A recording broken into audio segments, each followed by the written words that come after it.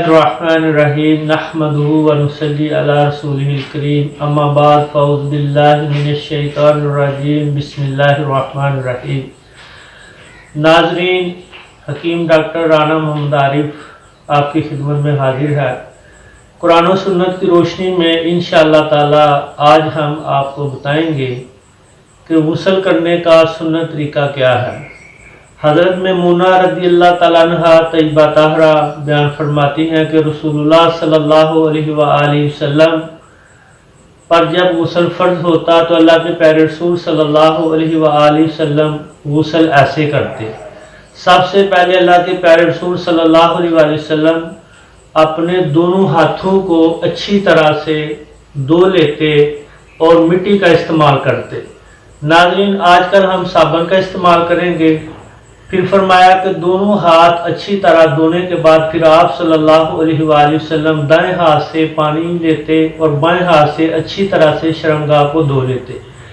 شرمگاہ کو اچھی طرح سے دھونے کے بعد پھر اللہ کے پیارے رسول صلی اللہ علیہ وآلہ وسلم دوبارہ دونوں ہاتھوں کو اچھی طرح سے دھوتے۔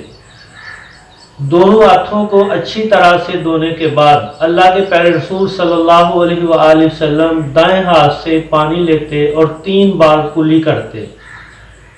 3 بار کلی کرنے کے بعد 3 بار ناک میں پانی چڑھاتے اور ناک کو اچھی طرح سے صاف کرتے۔ اس کے بعد اللہ کے پیارے رسول صلی اللہ علیہ وآلہ وسلم وضو کرتے اور پاؤں کو نہ دھوتے۔ پھر آپ صلی اللہ علیہ وآلہ وسلم اپنے دائیں ہاتھ سے پانی لیتے اور اپنے سر کے اوپر اچھی طرح سے ڈالتے اور بالوں کی جڑوں کو تر کر لیتے۔ جب بالوں کی جڑیں تر ہو جاتی تو پھر آپ صلی اللہ علیہ وآلہ وسلم 3 بار اچھی طرح سے اپنے جسم کے اوپر پانی بہا لیتے تاکہ جسم کا کوئی حصہ بال برابر بھی سوکھا نہ رہ جائے۔ پورے جسم پر پانی بہانے کے بعد اللہ کے پیارے رسول صلی اللہ علیہ وآلہ وسلم جس جگہ پہ غسل کرتے وہاں سے تھوڑا سا ہٹ کر آپ صلی اللہ علیہ وآلہ وسلم اپنے دونوں پاؤں مبارک دھو لیتے۔ تو آپ صلی اللہ علیہ وآلہ وسلم اس طرح غسل کرتے جو طریقہ آپ نے ناظرین ابھی سنا ہے۔ تو غسل میں چند ایک احتیاطیں ہیں۔ غسل کے اندر 2 چیزیں فرض ہیں۔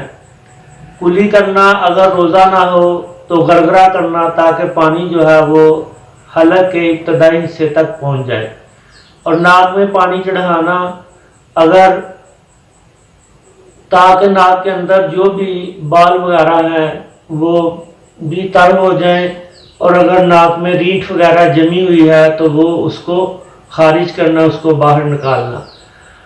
اور اگر دوران غسل کوئی اپنی شرمگاہ کو چھو لے تو اس کا وضو ٹوٹ جاتا ہے۔ اس کا طریقہ یہ ہے کہ آپ آخر میں دوبارہ وضو کر لیں تو انشاءاللہ تعالی آپ کا یہ غسل جو ہے وہ مسنون اور مکمل ہوا۔